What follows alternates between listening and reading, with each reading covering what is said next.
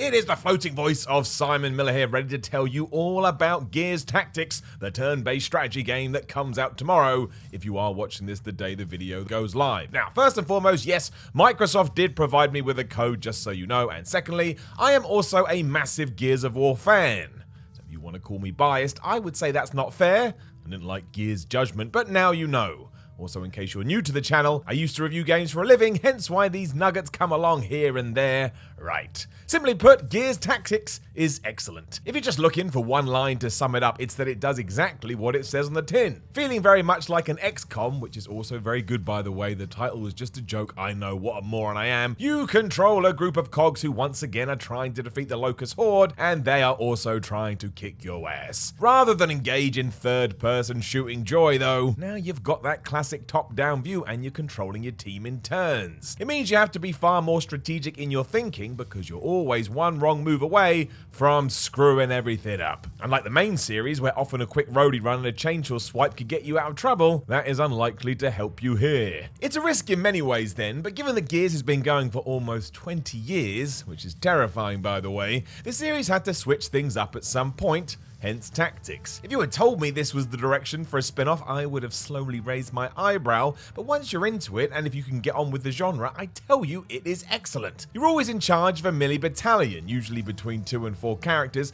and from there each of these characters has 3 actions they can take within a turn as you make your way through any level. So that pertains to movement, taking cover, shooting pieces of trash, and other special abilities such as Overwatch. You can also revive allies, stop emergent holes with frag grenades, and execute enemies, all of which should make any long-term Gears fans smile. All we've done here is take that joy, bottled it up from a different angle, and then thrown it around the place. Trying to balance all of this so you don't muck up can be truly challenging, however. The amount of times I got way too cocky and threw myself into the firing line because I had overthought a situation was enough for my parents to disown me, and yet I kept going back for more. On that note, this isn't necessarily the type of game I'd play either.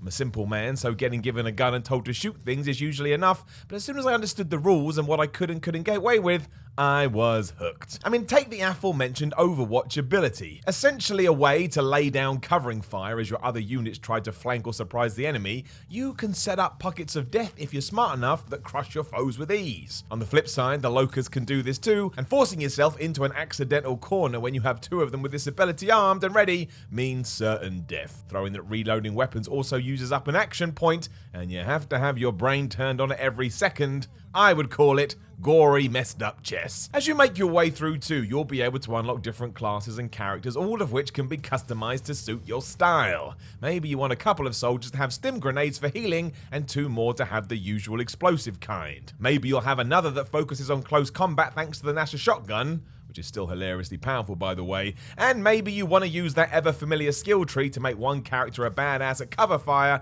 and another a badass at melee attacks. It's nothing unique or what you haven't seen before, but it works and does enough to keep you interested in the overall experience. Again, it's Gears, but it's a strategy title now, you kinda should know what to expect. Much like other games of this ilk, developer Splash Damage has also gone down the permadeath route. The 2 central characters known as Gabe Diaz and Sid Redburn will be with you throughout, and therefore can never die during a mission unless you want to fail, and this can hurt. If you've just stormed through one mission with a certain unit and then you lose one of your warriors during the next, it's a kick in the teeth. Obviously a new member will be introduced in their place, but death is death, man. That's a process, and you gotta deal with it. And this will happen too, because Gears Tactics is flippin' difficult. Now there's every chance I simply sucked at it, which would be fair, but you can't treat any missions frivolously unless you don't want to progress.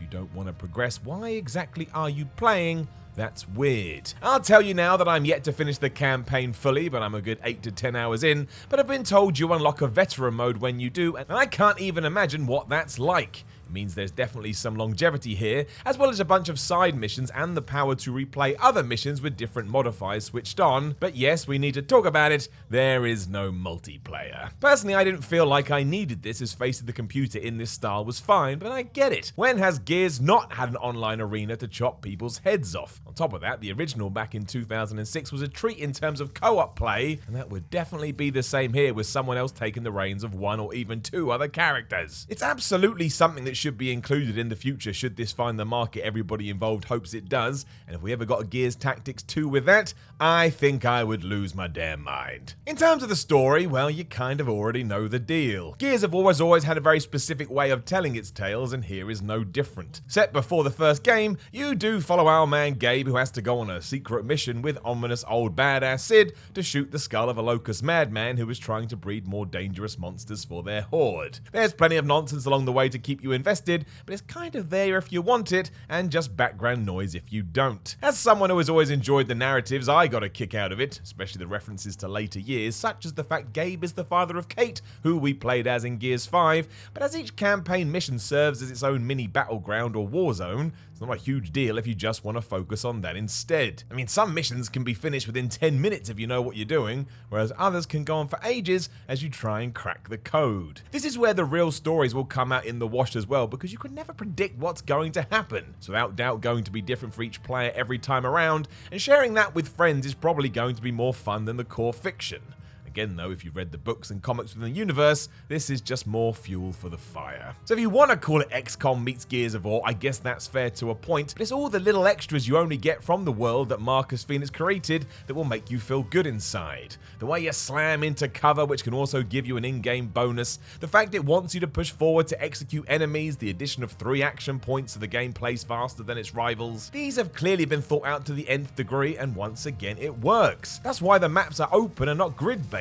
Tactics wants you to feel like you are in complete control, just as you were when you were playing it on the Xbox 360 or the Xbox One. A small part of shame does come in the fact it's only on PC for now, with a console release planned for some point in the future, but look, let's face it, this is also the type of game that benefits from a keyboard and mouse, so it's not all bad. If you have the setup, the inclination and the time, I hardly recommend Gears Tactics, especially if you fancy enjoying the aesthetic the franchise brings, but with a new spin, because that's what this is. It also throws a hell of a lot at you to give it that feeling of all-out bloodshed while simultaneously standing on its own 2 feet. If anyone tries to paint this as just another RTS knockoff, do not believe them. I mean, you can, it's your choice. In my brain though, it did exactly what I wanted this spin-off to do, and I shall go back to playing it right now, then die a lot. As mentioned, I suck. To get an idea of this carnage too, it's not like you won't come up against enemies who are capable of ruining you in a single turn, while also having to deal with more standard assholes too. The Corpser, for example, which fans of the series will know as the huge spider thing that turns up at the worst possible moments.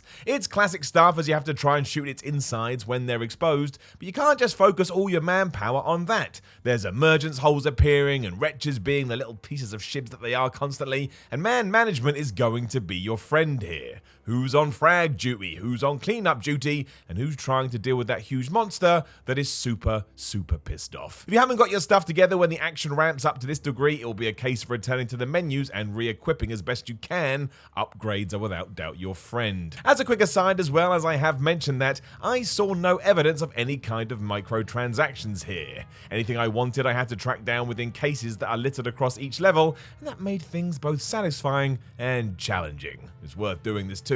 The sheer amount of options there are when kitting out your soldiers get to Barbie levels after a while. You could spend an hour in there minimum just trying to choose a fancy hat. That won't necessarily help you when it comes to the war, but at least you'll look awesome dying. If I was into review scores, I'd give it 145 out of 150, or for the more usual fare, 9 out of 10 or 5 stars out of 5. Don't ask why it's easier to give 5 out of 5 as opposed to 10 out of 10. It just is. I don't make the rules, and now I've done it, so tough. Either way, Gears Tactics, I loved it, and just for those that get mad, yes, Microsoft sent me a code, and no, they didn't ask anything of me, not even this video. But when you do hurl anything Gears in my face, I will play it. Boy howdy, am I glad I did. Oodalali, Marcus Phoenix, I love you. He's not even a focal point of the game, but who the hell cares? So that is that. That is my review of Gears Tactics, and thank you very much for joining me. Leave a comment below, call me a bald asshole if you don't agree, or you can call me a bald asshole if you do agree too. Give it a like, give it a share. Also have a Patreon at patreon.com/SimonMiller316. Hit the subscribe button. Did I say that? Probably. I've said it again. I will talk to you soon.